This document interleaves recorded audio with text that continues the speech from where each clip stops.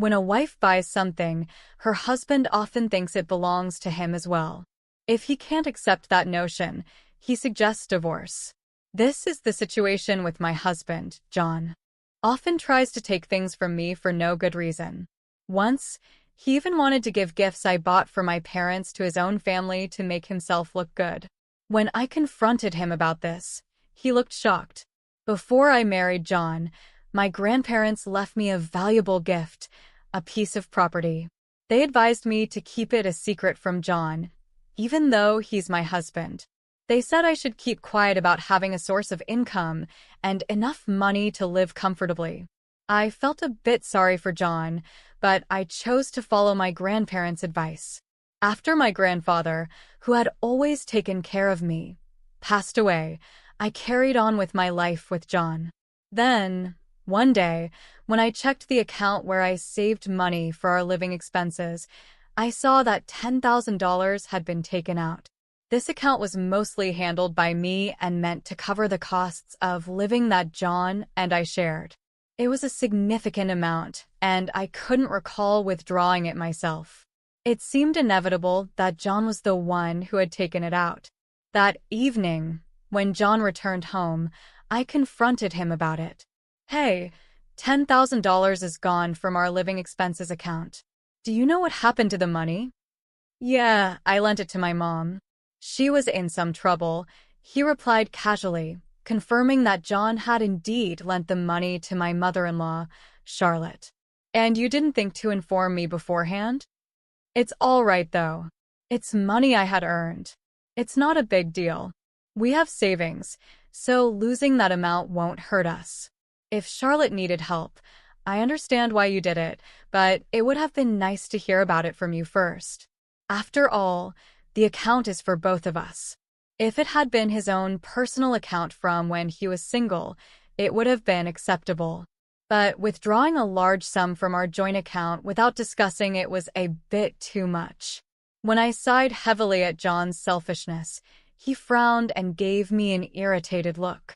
Fine. I'll tell you next time. John dismissed me, clearly annoyed, and quickly walked away to the bathroom. I felt uneasy about the situation. He hadn't acted like this when we first got married. He used to listen to me sincerely. Is this how relationships change over time? A few days later, I had no choice but to visit my in-laws' house to deliver a package that had been mistakenly delivered to our address. Oh, Amy, thanks for making the trip all the way here. Why don't you come inside since you've come all this way? I had planned to just drop off the package at the door, but I couldn't refuse my parents' in-laws' invitation, so I ended up in their living room having tea. While there, I couldn't help but notice various luxurious items, expensive cosmetics, glamorous clothes, health products. Oh my, our wonderful son gave these to me as gifts. Since there was $10,000 in the bank account anyway, it seemed natural to spend it this way. Knowing that Charlotte needed money and John had lent her that exact amount, I couldn't shake the uneasy feeling that all of it had been spent on her luxury items. As I quietly sipped my tea, not able to muster a smile, my in-laws' cheerful expressions faded, replaced by a look of concern that seemed almost threatening.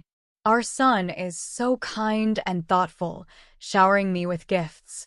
But what about you? Are you being a good wife to him? There's something suspicious going on. We've heard things, you know. My father-in-law said, his tone implying accusation. He always blames you for spending money on me, my mother-in-law chimed in. Now it all makes sense. They looked at me with apprehension, as if John had painted himself as a victim for doing something generous.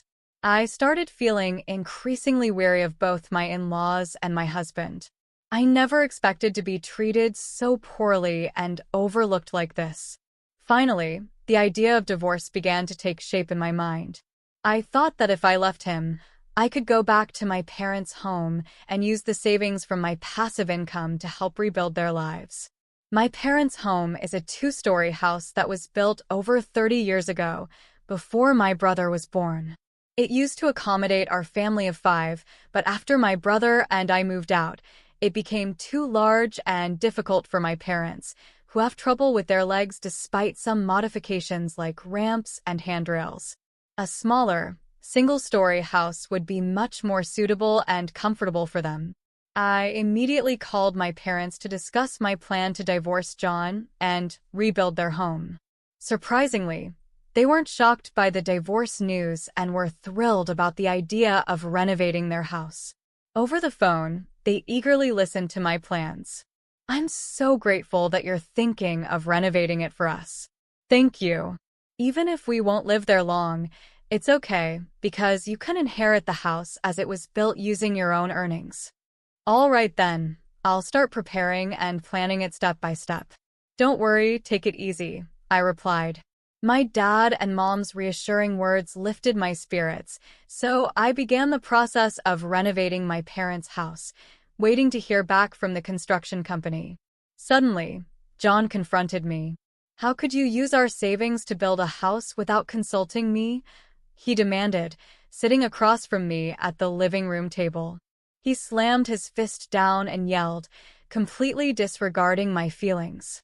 "Well, my parents will be living in the new house," I responded.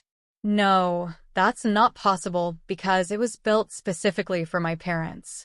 You used our joint funds to build it, so my parents have a right to live there. Are you expecting for people to squeeze into that small one-story house?" "Shut up. Just hand over the house to me," John yelled, banging the table loudly. I knew if I didn't mention my passive income, things would escalate even further. So, I made up my mind to come clean. "Actually, I have passive income. I've been saving from the real estate my grandparents left me as a gift. I've used that passive income to pay for the house, so none of our shared money was used," I admitted, feeling guilty for breaking my promise to my grandparents. John, in front of me, shook his shoulders and began banging the table even harder. "What kind of wife hides her income? You're playing with my money and hiding yours like this." As his anger flared and his face turned red, I realized why my grandparents had advised me to keep my passive income secret. Perhaps they already knew what kind of person John was. "I'll take the house as part of the divorce settlement. Remember, the house you built as my wife is also mine. I'm the head of this family, and if you defy me, I'll divorce you," John demanded. I felt nothing but despair at John's demands and was thoroughly fed up with him. How could I have lived with someone like him without knowing who he truly was? I had planned to use my passive income when we might no longer rely solely on John's earnings. It was meant as a safety net in case I couldn't work due to injury or illness. I had intended to save it to sustain our life together and share it with John when the time was right, but now I have no intention of spending that money on him anymore. "Feel free to take it," I said, standing up and leaving the table. I couldn't bear to be near John any longer. I decided to spend the night at a business hotel to calm down, intending to return home the next day. However, when I returned the next morning, John greeted me with a smug smile. He approached me holding a sheet of paper he had concealed behind his back. It was divorce papers, already filled out. "You lied about having passive income, didn't you? You pretended to have it to cover up the fact that you were actually taking money from our joint property, didn't you?" John's accusation bewildered me.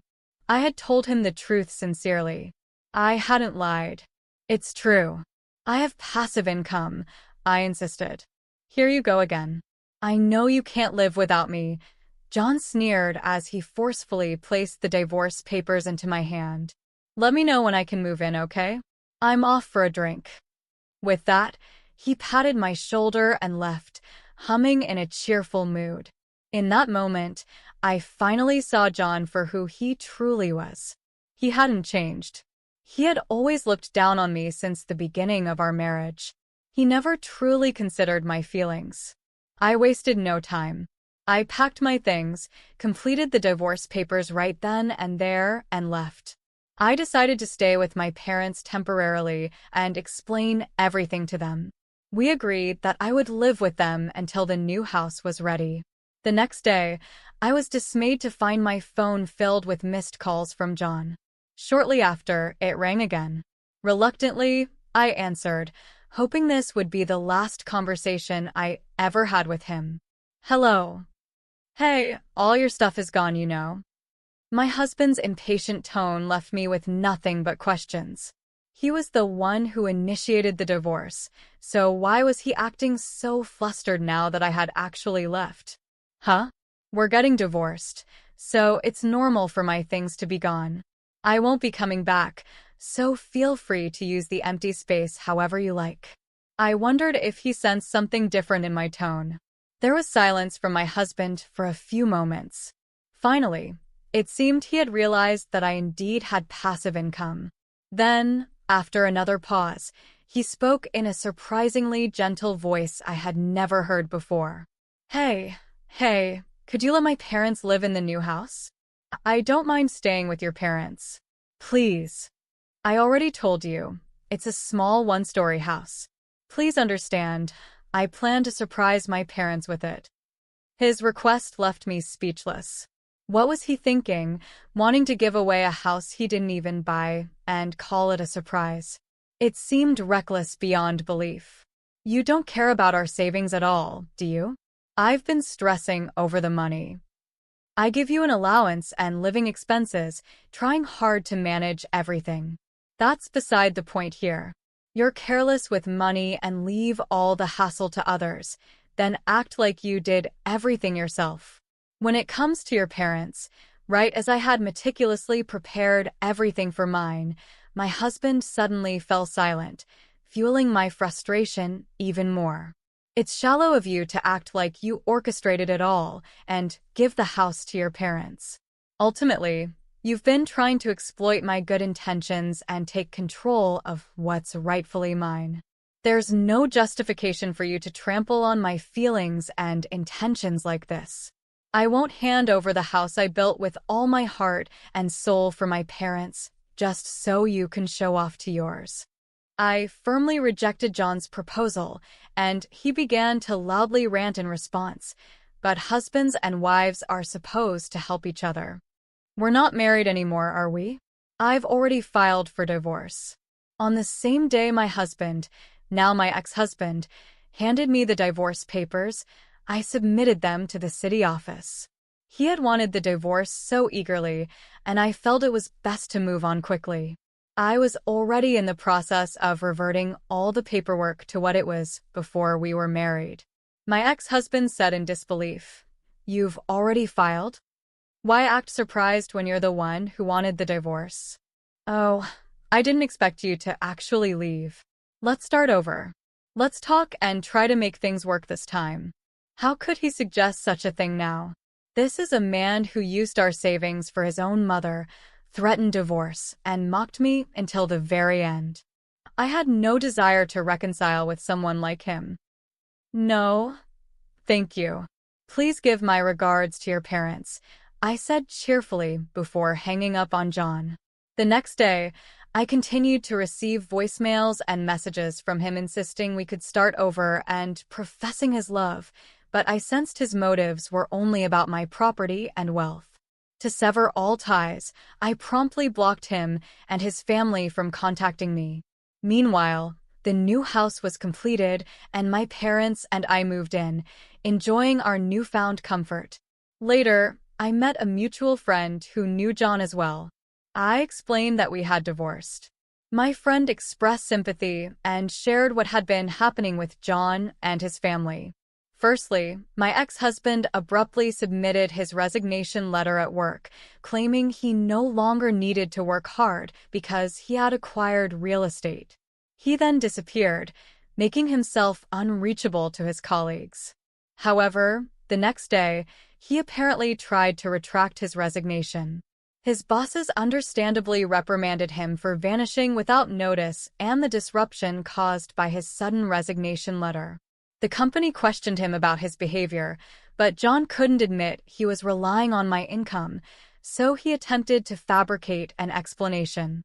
Eventually, though, the truth about our divorce came to light, and his lies were exposed. As a result, the company refused to reconsider his employment. John, who mocked my passive income as probably fake, was actually trying to benefit from my earnings and impress his parents by giving them a house as a gift. He didn't consider me or our future at all. When I think about that, I no longer have any feelings for my ex-husband. In fact, I feel relieved. I heard that he returned to his parents' home, where they must have been tough on him because he's now scrambling to find a new job. However, his departure from his last job has made it difficult for him to secure employment. It's safe to say he's facing the consequences of his actions. As for me, I live happily with my parents in a home I built myself. I have a job that I love and am enjoying life. I had been saving my passive income for John and our future, but now I'll use it to support those who have